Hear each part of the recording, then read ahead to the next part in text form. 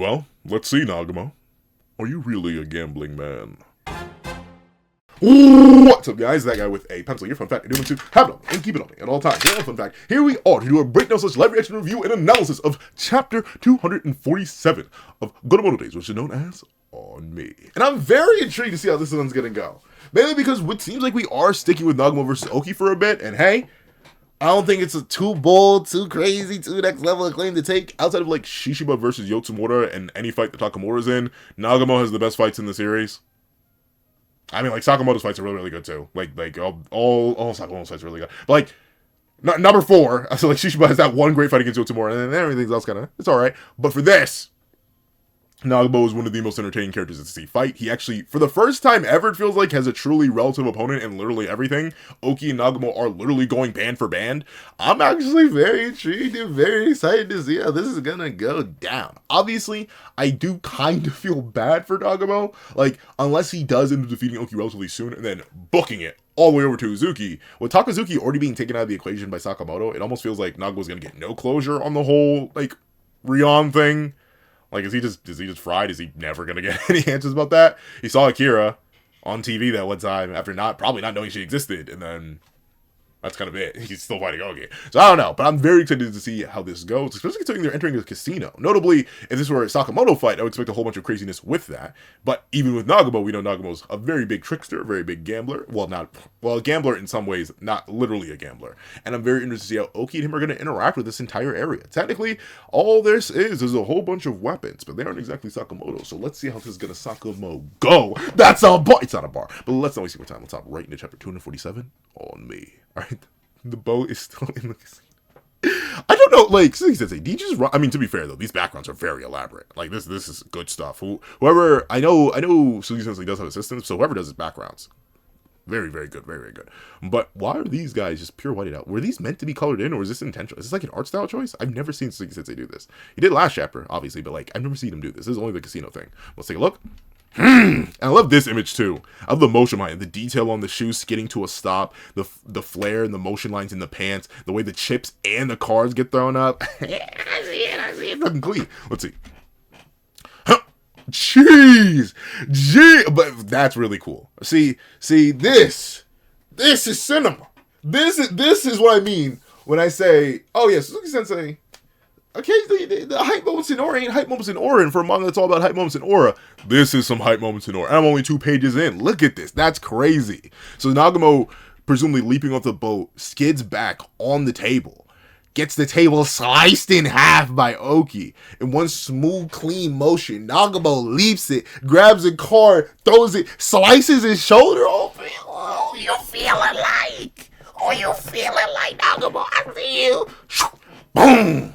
Slice it. That's actually crazy though, considering how much Nagumo, I'm not gonna say he's like been struggling to do damage, but considering how long this fight's been going on, like, not just in terms of like our time, like how many chapters it's been since we've cut away and then cut back and cut away and cut back to this fight, but also in universe, this fight has to be going on for a minute. This fight, at least if I'm not mistaken, started before like every other fight we've seen so far, and multiple other fights have started and wrapped up already. Remember, we started Lou versus the random cop guy who never got a name. That started and ended. We started Heisuke versus Kuminomi and El Matador guy who never got a name. That fight started and ended. Remember, we started I think we started Kipe, and I'm so shocked I remember their names. Genuinely, that's how you know that that's actually did a good job with those characters. Because I do remember Kipe and Shiina's first names. I don't remember their last name though. But essentially, we started their fight, kind of ended the Shiina part of it, and we haven't cut back to the second half of the Kipe versus the Amane brothers, but still, that fight started, ended, and then has a new section. All while this fight is going on. So when I say Nagumo's been kind of struggling to damage Oki is doing very well physically. Like, he's taking hits, but so has Nagumo, even though Nagumo's drawn clean here. Yo, the jawline, Yo, who is he feeling like? And I love this perspective too. I love the detail in his hands, how well they're drawn, the way he grips the card up, and the 2 matching the. Oh, that's a 4. I'm an idiot. I saw the 2. I think I saw a 2 on the previous page. Yeah, I saw a 2 here, so I thought he grabbed the 2 of hearts. But grabbing the 4 of hearts and slashing Oki's shoulder open with the card, though, that's great. Like, imagine how hard you have to throw a plastic card to do that to somebody. Like, probably it's just a flesh wound, but still, that did tear a chunk out of his shoulder. Nagumo's been using the multi-tool on Oki, but that hasn't been doing much. But that is interesting, right? One of the first major bits of clear visible bleed damage that Nagumo's done in this fight comes from him starting to adapt Sakamoto's own fighting style, which involves using the environment around him. Very, very neat. Very, very neat. We know Nagumo is a more deceptive fighter. Specifically, I think back to one of Nagumo's most iconic. Is it really fair to call it a fight? I feel like it's more so a one-sided stomp, but one of Nagumo's most iconic fights is specifically his fight in Sakamoto's store against the international assassin criminal. I forget the guy's name. He gripped things in his hands real tight. But essentially, he very specifically used the environment around him a whole lot to deceive him. He like hid in certain areas and stuff like that. But notably, this isn't deceit or anything like that. This is picking up an aspect of the environment and attacking with it. Meanwhile, Nagumo, even in that fight, while it was a one-sided stomp, he didn't really do much outside of use his own tools to do damage. Kind of the same thing for the Gaku fight for Nagumo. So I like that this is an escalation of Nagumo's fighting style, and it's not necessarily just because, you know, it's a cool way to evolve the fighting style now that they're in a new locale. It's also a good way to prove Oki as a viable threat to Nagumo. And every other Nagumo fight we've seen so far, his own tricks built into what he carries on him has been enough to overwhelm and win each one of his fights. Except for, you know, Takamura, but that's different. But now, against Oki, he's forced to resort to more Sakamoto-esque tactics, not just using what he has, because what he has clearly isn't working, but also using the environment around him. Very, very good way to upsell and upscale Oki and show how he is Nagumo's real, I guess at this point, with Nagumo probably not making it in time to the, I guess, Izukion fight. Like, this probably is his final battle, so I'm glad that he's being forced to try new things, do new things, and show out in new ways. Let's see. Alright, let's see. Ooh. Okay, so Oki takes the shoulder cut, flips it, seemingly throws the blade out, throws his one-section staff out, or one-section spear, thrusts it forward. Nagumo rolls through his multi-tool, picks one. I'm not sure if that's a blade or something, but picks it, grabs it, blocks. Ooh, but then, that's interesting. So Nagumo seemingly, that all happens while Nagumo's still in midair. Because you can see, Nagumo leaps up to dodge the initial down slash. He picks up one of the flying cars, throws it, slashes Oki. Oki doesn't react to the damage, immediately lunges in as Nagumo's landing, flipping through the multi-tool. And Oki goes to thrust for his head, but Nagumo blocks with the multi-tool, and then that force from the thrust stab throws Nagumo backwards, seemingly into a crowd though. And this is where Nagumo excels, using the environment around him to hide and deceive and beguile. So let's see how well Nagumo's spy tactics working against Oki. Considering so far, he has really, if I had to mention something, the whole idea of him evolving and adding new aspects of his fighting style in order to do damage, since everything he's been doing isn't working.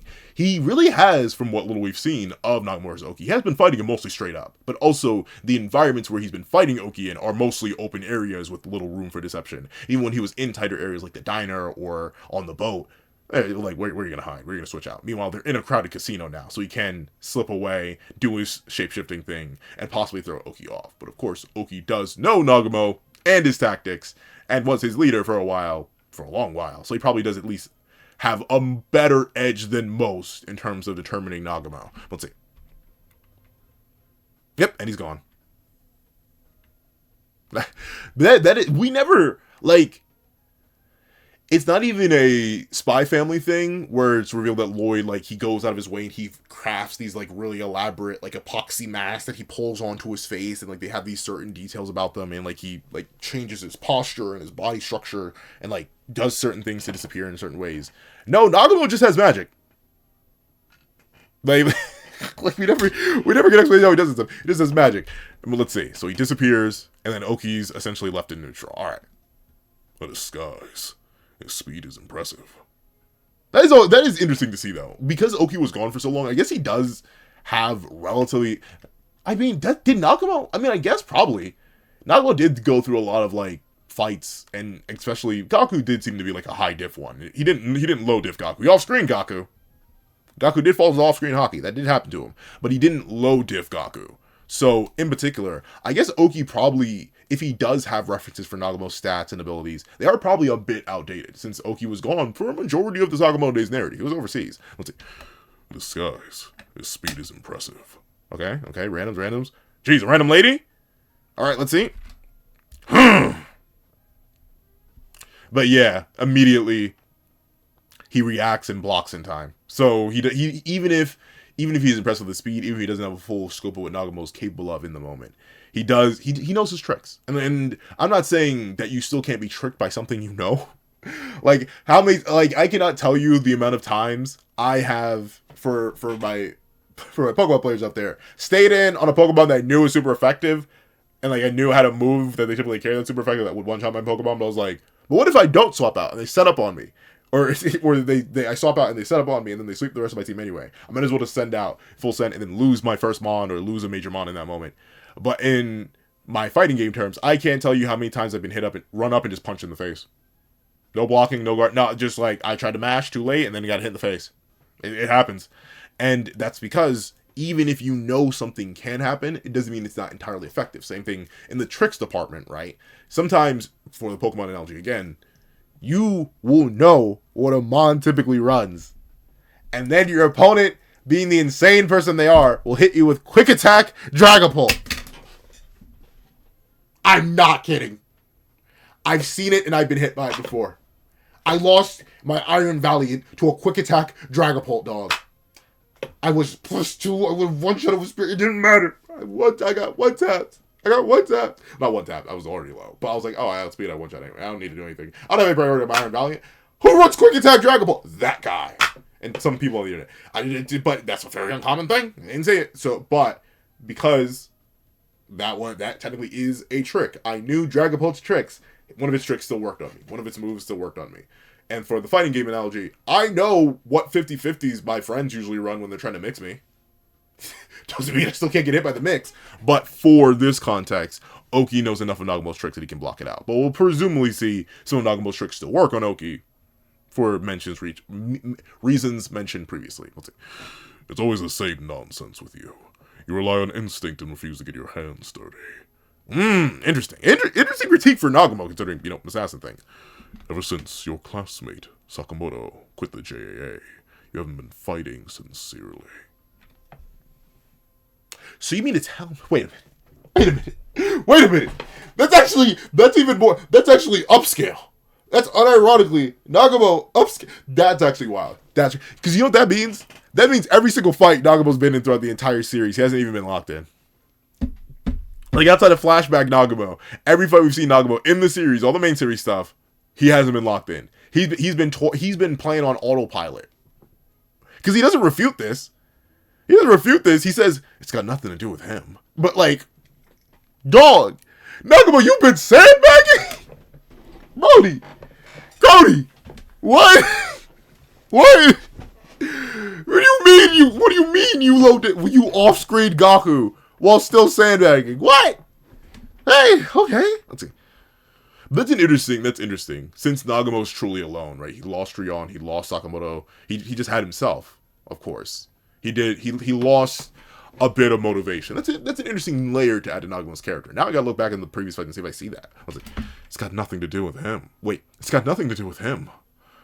Well then, you're squandering your talent. What a shame. If you don't hone your skills, they'll rot away.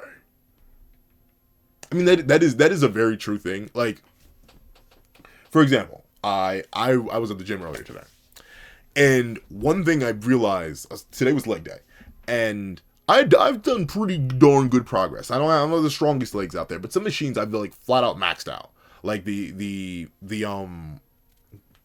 I know I was gonna talk. The glute bridge machine maxed out entirely, but I go to a local gym. It's not the craziest out there. It's not a professional powerlifting gym or anything like that. It's a commercial one, and because of that, it only goes up to 170. I'm a big guy, right? I can glute bridge 170 no problem. For the hip adductors, they max out at like what 207 or no? It's like I think it goes up to like 210, and then you can like put 7.5 more on it. That's I've done that since forever. My legs don't even hurt anymore afterwards. Like my body has just gotten so used to that. It's actually generally a problem. I want to get rid of or at least tone up the center thigh fat. But then there's the there's the calf raises. I haven't maxed that out, but I can confidently like calf raise like 320. It's not really too much of a problem. But the important thing is though, I always try to make sure, even in the workouts that I'm doing, even the ones that I'm maxed out, I try to make sure I'm doing them to the point where I'm still feeling something and still honing the muscle, honing the skill, refining it. And that's why on one of the machines, it's not the leg raise where you're like where you put your legs up. It's a leg raise where you push something down. It trains your lower thighs or your lower quads, not your upper quads.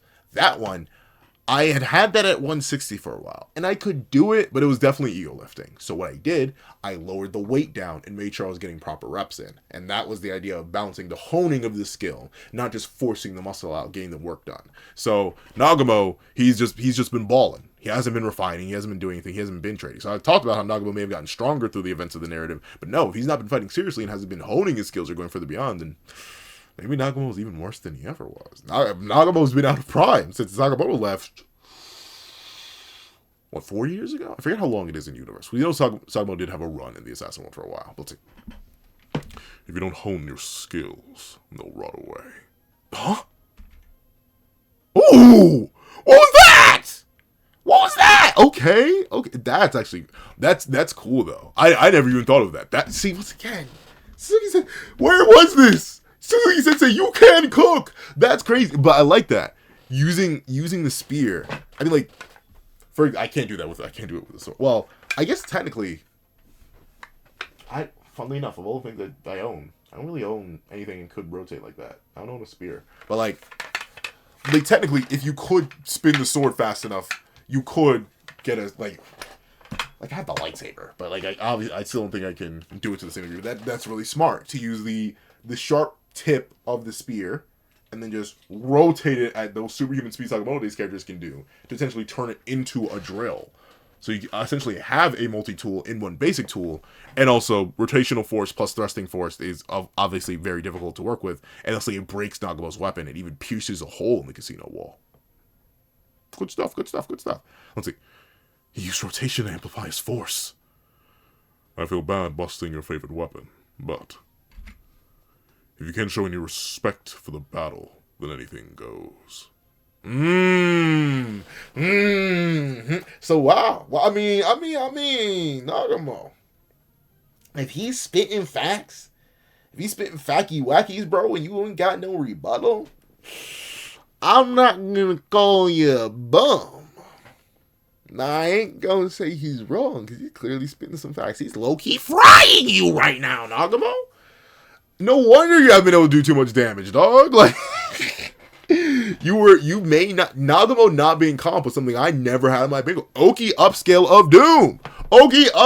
Remember, Nagumo was considered the second best fighter in the order when Takamura was running around. Better than Shishiba, better than Osaragi, better than everyone, according to Uzuki himself. That's what Nagumo was sandbagging, but Oki said, hey, just because I've been overseas doesn't mean I don't got that dog in me. And clearly, he got that dog in him, and Nagumo don't. Okay, let's see. There goes the second. No, not the Reaper, not the site. I like the site. Let's see. Dude, I just fixed them. Really? I mean, now I think about it, it's a weird to think about, but the museum arc actually wasn't that long ago in narrative. It feels like the museum arc feels like forever ago because you have the whole prison arc and then obviously this current arc. But like, in universe, the museum arc was like 2 weeks ago, and Nagumo's multi-tool did get busted up by Takamura and Gaku both. So like, he was actually right. Dude, I just fixed those. Oh. Ah, interesting. Is that the invisible blade, quote unquote? He's pulling it out. Oh no, not an invisible blade. Interesting. So he lets it go. Oki. Wrong series. Why am I talking about Oki's in? But Oki lunges in. Nagumo pulls out. It releases smoke. Okay, puts him in a mix-up. But here's the thing, Nagumo, if he reads you, you may be fried, buddy. Let's see. Darn. Yeah, Nagumo. He's got your number, Brody. He's opened up the book. He's got you, gang. He's got you down, bro. That is a smart way to combo into the invisible blade, though. Set up a smoke screen and then lunge in. So even if your opponent thinks you're going in, like, though admittedly, I feel like he should have faked this out on multiple. Like, he should. Well, look at me, big non-fighter man, talking about how a professional assassin should fight. But he should like fake out the punch. But no, in this instant, invisible blade and all. Oh, invisible blade. Huh. It won't be a problem. I can counter just by watching your hands. Nagumo, he's deep frying. Nagumo, You may need to call up Big Moto, dog. I can't believe. Yo, top 10 things I never thought I'd be saying. You may need to call up Big Moto, gangery. You may need to call up Big Moto. He's frying you. He's reading you like a book and eating you like some fried food, bro. You're finger food right now, Nagumo. You're trash. You're trash. Like, this isn't even, like, I don't even think this is leading into a fake out or anything. He looks desperate. He looks shocked. He looks bamboozled. I'm sorry, Nagumo. You're not fighting against teenagers, random international bums, and farmers anymore, Nagumo. You're actually against real comp. Nagumo, do I have to put you on the... I'm kidding. I'm going way too far. But Nagumo, do I have to put you on the watch? Nagumo. Nagumo, no, bro. Let's see. Won't be a problem. I can counter just by watching your hands. Shit! Yo. Nagumo. You need a... Yo. I know this ain't this kind of series. Well, I mean, to be fair, it's Sakamoto. Literally anything can happen whenever Suki says it wants to happen. But Nagumo, I know this ain't this kind of series game. But you really got... You got slightly... You need an awakening. You need an awakening. You may need to go to the afterlife. Temporarily. Hold on. You need to go to the afterlife. You need to meet up with your own who's been waiting for you too. She then needs to pull out a metaphysical spirit bullet and shoot you too, so you can then get super aim and go back to your prime self, I guess. Because right now, Nagumo, it's all ogre now, gangy. He fried you. He fried. Like, does that mean Oki's been sandbagging this entire time, or is he like that? That's I think Oki may have just been like, "You sure you don't want to come back? You sure? I don't want to have to do this to you. You sure you don't want to come back?" Jeez, man. Let's see. Darn it. More than darn it, man. You're fried. Let's see. Your weapons have been destroyed. You're out of tricks. Hopefully not. We only 10 pages into the chapter, gang. Hopefully you got another. Let's see. It's over, Nagumo. All right, but okay. He's getting a flashback. Not Oki is alive. Or no. Oki Zenin died. Oki is a vibe. Nagumo in 5! Clearly, because he's getting a flashback. You know how these things go. Let's see. Wait. At a time like this. Why? Plot. Like, Nagumo. You are a major character in a manga, Gangaruni. Typically, whenever you're getting fried like this, the flashbacks kick in, brother. The flashbacks kick in. They gonna save you, dog. They gonna save you. You only have to do the chapter. You're gonna fry Oki in a sec. Don't worry. It's all right. No, admittedly, now I gotta review all your previous points, dog. Let's see. At a time like this, why am I? That's all you got? You're kind of a bum, Nagumo. You're kind of a fraud. You're kind of a off-guard and sneak merchant. I thought you were better than this. I'm kidding. Wait, what? Why do I feel like I'm missing a page? Oh no. I thought, okay, that's his hand. I thought like he grabbed something. No, alright, interesting. Well, but he's like, what? Okay, it wasn't even a flashback. I was talking about being like, that's it? You're really gonna go on fraud watch and not even fight back? Okay. But you know what though? It do be your own homies that get you like, wait, what? Wait, why am I? Nah, and then lock in. Let's see. So, all right, he guards with his wrists. Interesting though, he doesn't get two pierced. He guards with his wrist, blocks. Let's see. Huh? I'm not done. There's no point in struggling, Nagumo. Now spread it and take it in your mouth. I didn't say that. You didn't hear that. We didn't hear that. What? Nothing happened. Let's see. There's no point in struggling, Nagumo. Now bend up. You didn't hear that either. None of these things happen. But all right, interesting. So now Nagumo off a 3-panel flashback. Now he's locking in. Let's see. I'm not done. There's no point in struggling, Nagumo. Just take it like a man. Oh.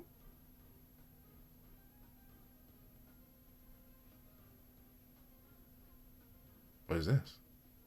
Okay, so whoo. Son of a... He still has a weapon? Or is he faking you out? Is he faking you out? Is he schmixing you? Is he schmixing you? Oki, don't get schmixed. Oki, don't get schmixed. He's got to hit you with a high-low. Wait, which is it? Is it high or low? Is it high or low? Oki, you got a long staff. You can possibly guard both. Is it high or low?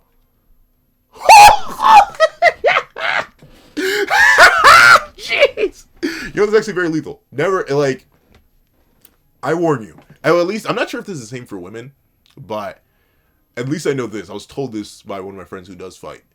As a man, if anyone goes for your neck, and like not even like, let's say they go here, right? Typically this side of your neck is reinforced, this side of your neck is reinforced. You don't want to hit your neck. Your neck is still very fragile. Don't do anything with your neck. It's very dangerous. But if you're fighting somebody and they're not like aiming to knock you out, they're aiming like here. They're trying to actually like your I forget what the official name, but your Adam's apple, it can like pierce your esophagus. Like do not. If someone's like they want you gone, they want you gone. So Nagumo trying to get Oki up out of here, but jeez, punch him. I can see. Oh jeez. Yeah, the weapon is literally his body, gang. You said he hasn't been fighting seriously. It's time for him to lock in, twin. Let's see. Boom, straight to the throat. Straight to the throat. Oh, Nagumo, he clean with it. Interesting though. He looks like he still gets cut, but darn. He fainted with his left hand. Oh. Oki. What's that sticking out your chest, Gangaroni? What's that sticking out your chest? Did he still slam you? Wait, what happened?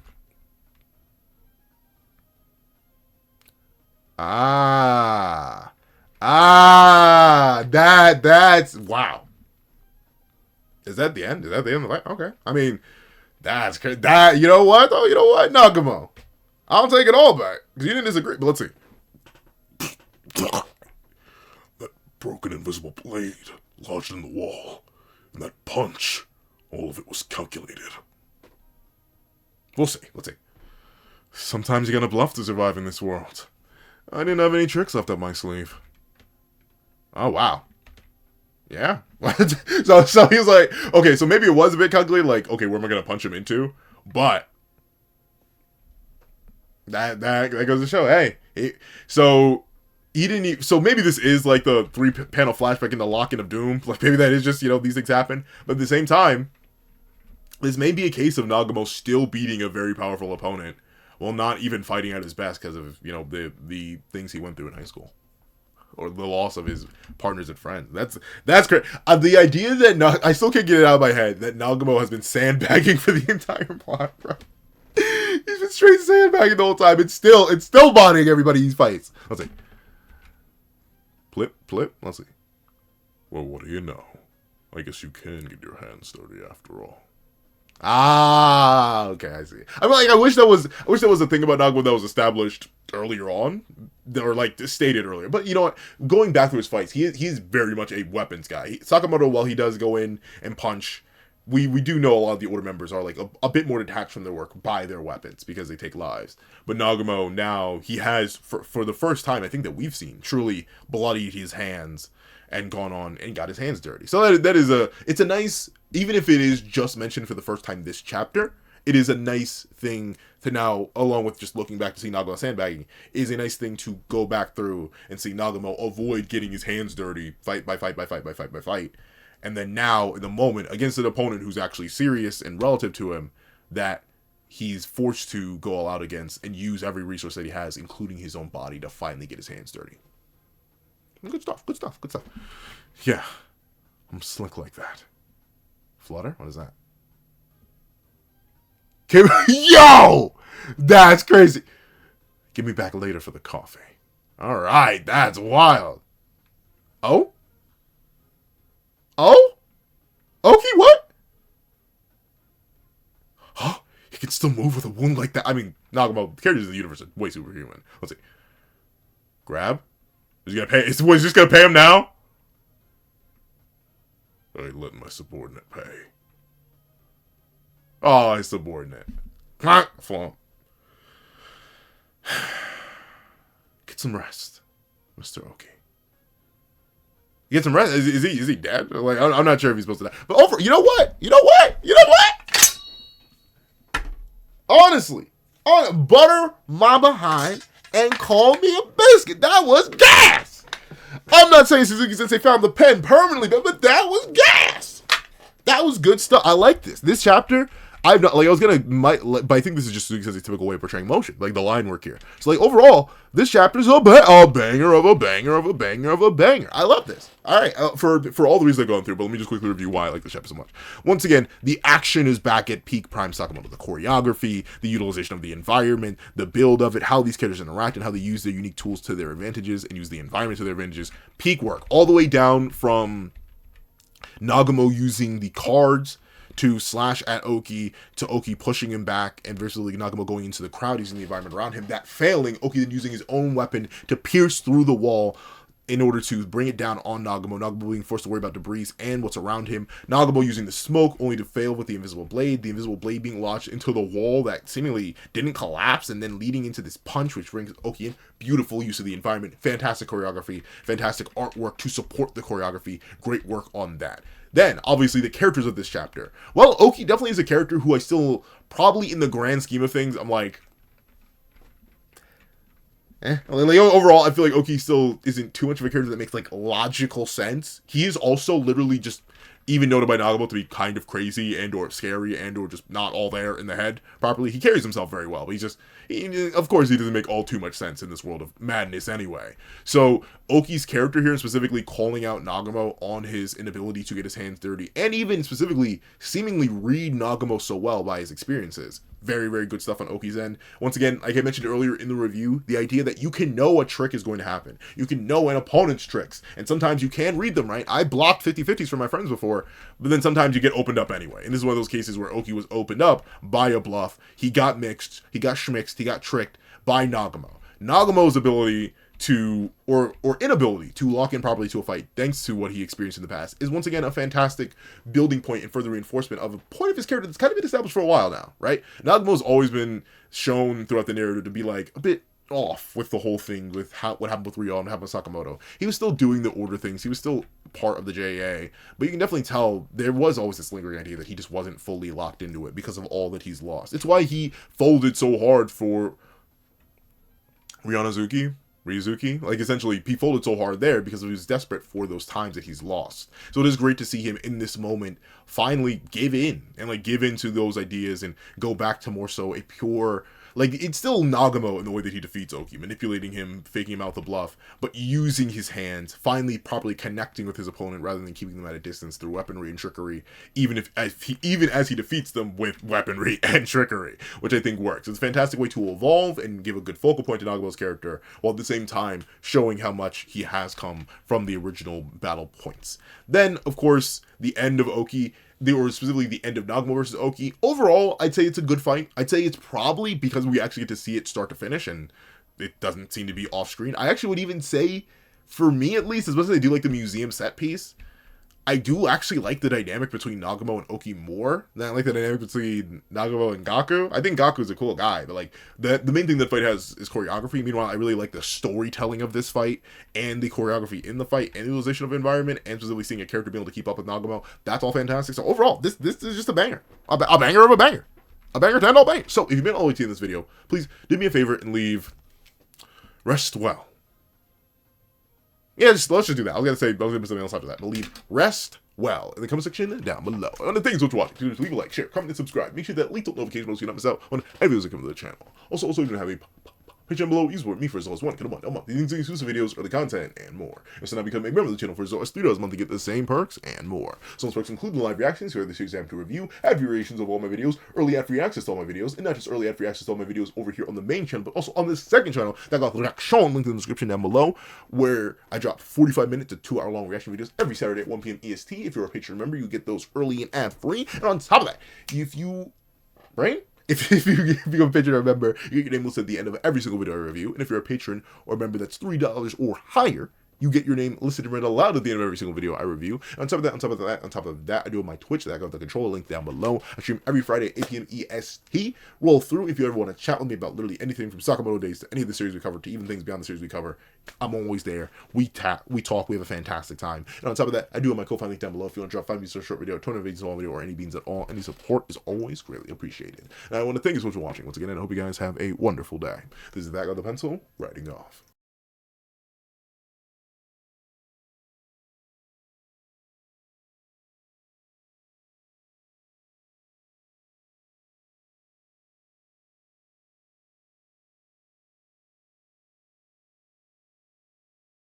I'd like to give a thank you to our sketch tier members: Eternal Flame, Redwolf 4765, Astro, Glacier XZ, Zera, J2MA, Gyomi, Buddha Ura, Yuki Ally, Grim, Ollie, The Boy, Corey Watson, Damon Brown, Magic, Dino, Hector Gonzalez, Tim Thomas, Kilving, Julian Perez, RXN, Nevis97, Logan Guzman, Dead Meme, Keon Stewart, Donovan McIntosh, Hamza Idrisi, BNA DNA, Edwin Idbignoba, Straw, Athenzi Shear, Antavius Mitchell, Superflame Zero, Weary Exile, Window Life, Alex Kenny, Victor Jacobs, Todd, The Practical One, Landon Clapwick, Heath Nelson, CAET, Funny Dude, Jagoda, Plant Crone, Striga Man, Brandon Payne, Black Sage, Multi-Batman Superman, Ramondo Furen, Zalims, Enzo, Union I Metatron, Sheesh King, Joe Bean, Aswin Hedi Prasetya, Sleepin' John, JMB, Katie, The Young Family, Pastel Pandora, Sino King, NMA, and Karina Hernandez. Then, lady, thank you to Artline Art Tier patrons: A+A, Sean, Midnight Lord 21, Karina Hernandez, Lil Koto, and Kevin Encarnacion. Then, lady, thank you to our Ink Tier members: King RTX and Shrimpo the 4th Shrimp 06, along with Zom.